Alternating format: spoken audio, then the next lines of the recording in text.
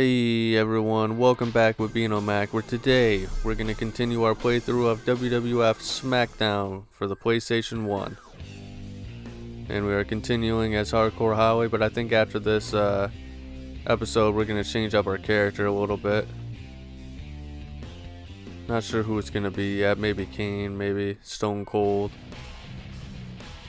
Of course we got a three-way triple threat match here though. That's just the kind of stuff you got to get yourself into when you're the big shot, though.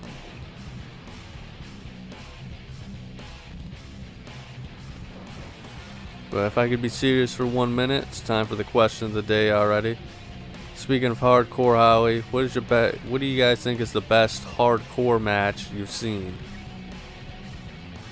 You know, this could be WWE, AEW, could be some random indie show, really, for all I care. But what do you think is the best hardcore match you've ever seen? For me, I mean, it's probably, I don't know, I really like the one with Hardcore Holly and Al Snow at St. Valentine's Day Massacre. That was a really good one. I know a lot of people don't like it, but the Armageddon Hell in a Cell was a pretty big one too. Which, you know, it's technically not a hardcore match, but still was, you know, technically hardcore rules. Just not any weapons were really used. Then of course there was Road Dogg and Billy Gunn taking on Mankind for the Tag Team Championships at SummerSlam '98. That was a pretty awesome match. So there's definitely a few good ones there. You know, obviously I was a WWF guy, so that's why I picked my picks personally. Cactus Jack versus Randy Orton was also a really good one, along with Triple H and Cactus Jack. Edge and Mick Foley was also, you know, a really great contender for that as well. So definitely a few options you have there as to what the best hardcore rules style match was. And of course, in the Attitude Era, there was all sorts of different ones. You know, I can't really pick one out, but I did really like Steve Blackman's hardcore title run. So he had a lot of really cool moments and stuff like that.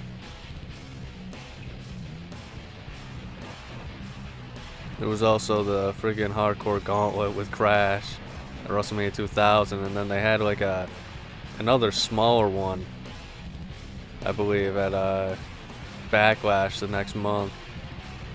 That was pretty good, honestly.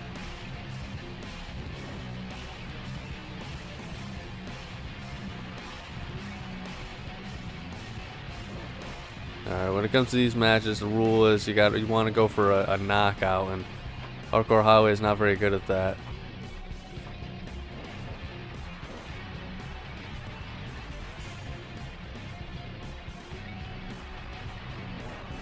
Good lord, this is just all a big mess. It's just one move after the other.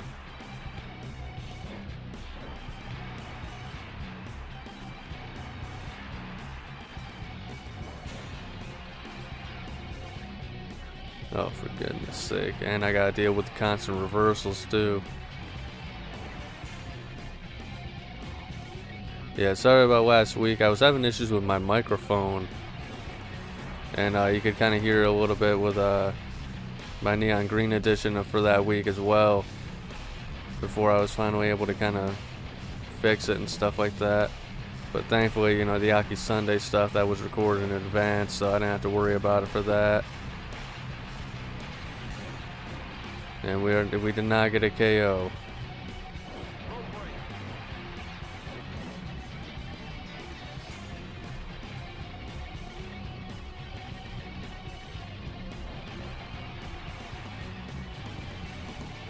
Maybe we could do a submission too.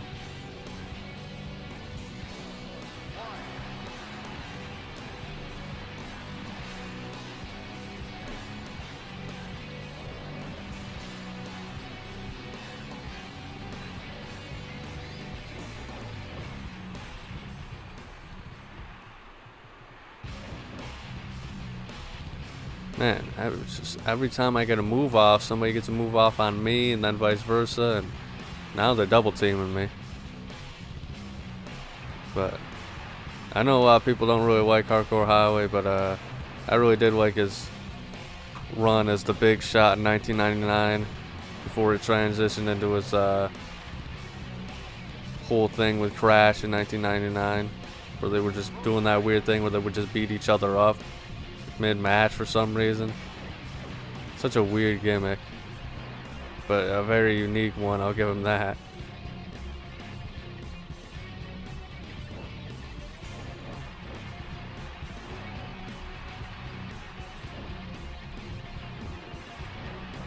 Man, reversing is also a lot difficult in this game than I remember.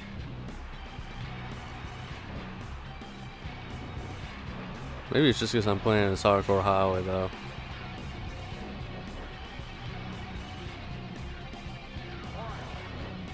But it is pretty interesting that the Smackdown roster, when you look at it, is very small. Especially in comparison to the sequel, where it included pretty much almost everybody you would want. But it's interesting that Hardcore Highway was one of the guys that was featured enough to be able to be put into the game.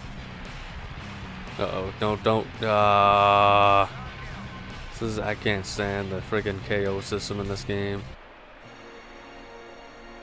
Well, we lost our first match of the week, so things starting off pretty high, obviously.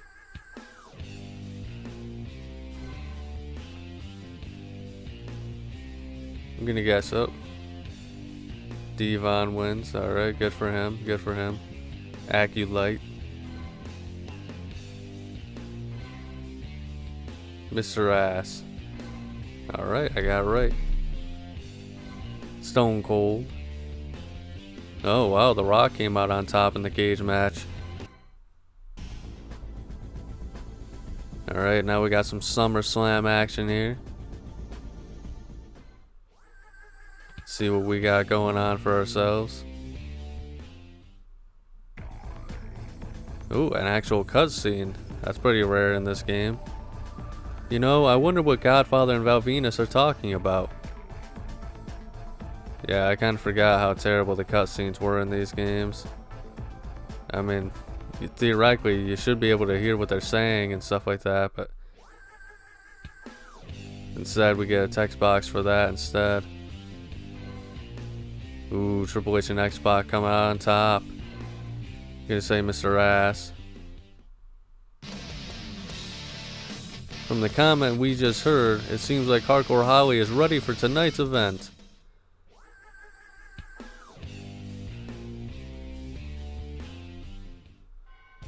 Alright, now we got Chris Jericho to contend with here. Anywhere Falls. Alright, he's actually kind of giving me the business here. But hopefully that spear will put an end to it. I don't even remember how to pick things up. There we go.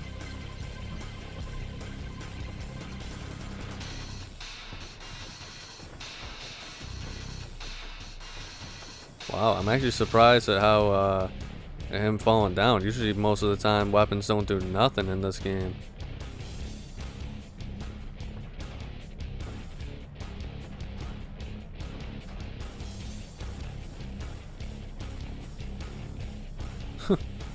The way he falls is crazy. I gotta say, this is probably like the worst Jericho attire I've ever seen in a wrestling game.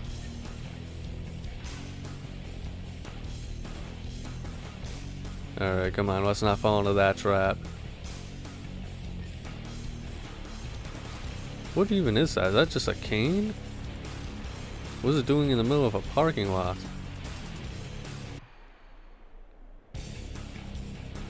I gotta say though, I think that I really like this version of the backstage a lot better than SmackDown 2, as far as being able to transition from area to area. Because having to wait for the arrows to pop up before he can walk out and stuff, and that was really annoying. I don't know if it was like a necessity, or if they just thought, alright, you know, let's do it so that way, you know, players don't accidentally go into the wrong rooms or whatever, but I don't know. I definitely prefer this one. I actually like the ramp in this one too, much better.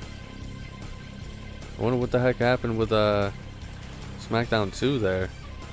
I mean, it was cool that you could go off the stage, but I mean, this is a big, massive stage, and it looks beautiful.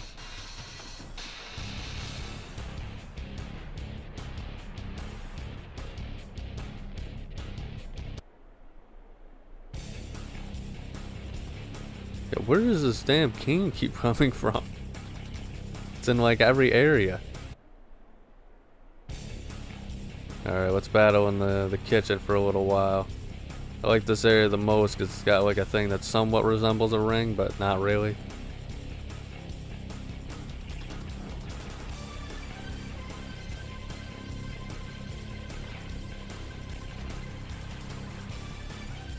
I always wished as a kid that you could like throw someone into the meat locker.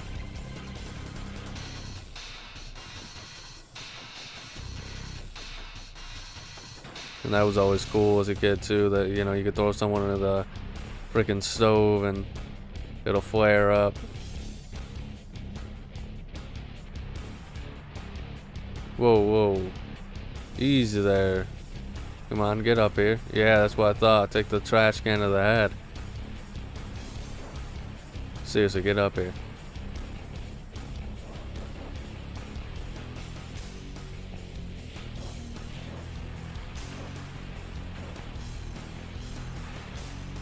Oh, come on. I hate the freaking grab range in this game.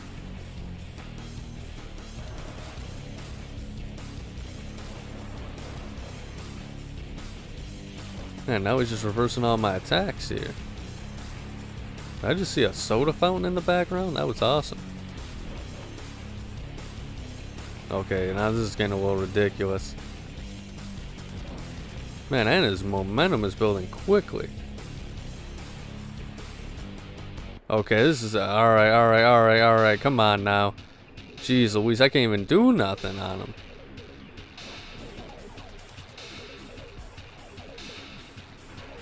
Really? Alright, what the hell's going on here? Is there some secret comeback mechanic I'm not aware of here? Or? Because he's just reversing all my attacks. I can't get one off. But this should be it. Yeah, there's a soda machine. That's awesome. But what? Are you serious? He just got up. Yeah, I'm probably done with Hardcore Howie after this. The next time I can change out. Because this is just ridiculous. If I'm doing finishers and they're just getting back up like that, then he must be like just so weak in this game. How did I not grab him that time? Yeah, this game's getting ridiculous. I was kicking his ass the majority of the match too.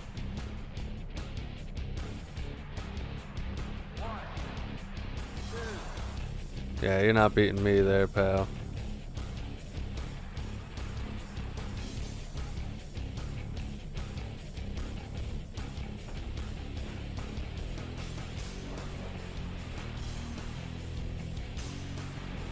Not even a 1 count. God damn, he keeps grappling the shit out of me.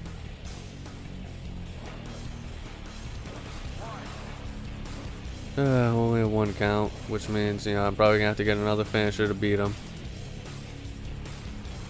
Alright, I grow tired of this area.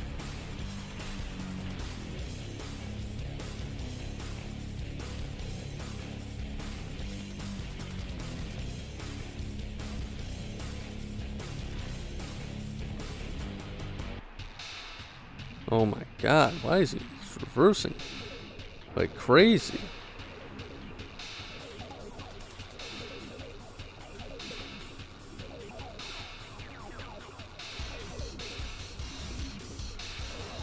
He's got that finisher on lock too. If he hits me with the Walls of Jericho, I'm probably done. Uh-oh. Never mind, I guess. Oof, that's close. That's big. Yeah, this is just ridiculous. Come on, I want to get the hell out of here. Yeah, I couldn't even get him to get on this thing at the beginning of the area, but now he just can't get off of it. Is that a freaking melon? Ah, of course.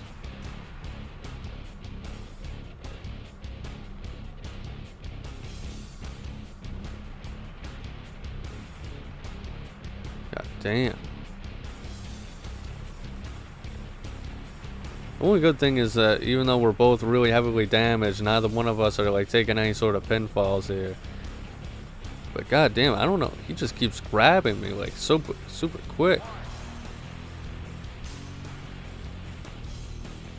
There we go. Finally out of that goddamn area. Maybe it was just bad luck. I'm not even gonna try and pick him up because he's gonna reverse me. Yeah, nice try there. Don't you go messing with the big shot like that.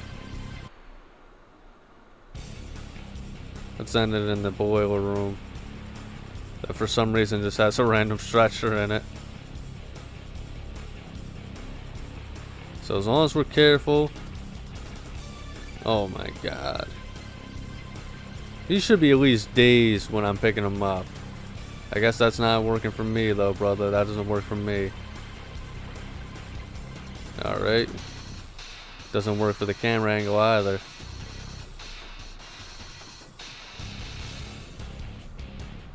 Alright, we're almost there.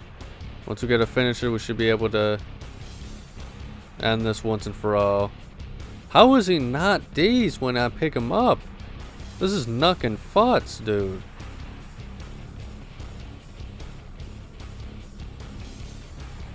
Oh my god. It's like as if the match just restarted when we went in here.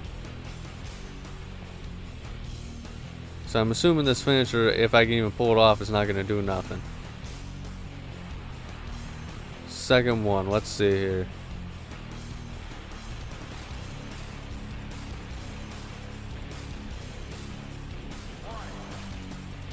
Are you serious, dude? That's just knocking futs. Come on. No way. Are you serious? Alright, I guess that was a Beano Mac sandwich, so whatever. What a terrible episode for me this time. With that said, thanks for watching, fellas. If you're interested in more, check out next week's episode on Wrestling Wednesday. But above all else, though, please remember to have a nice day.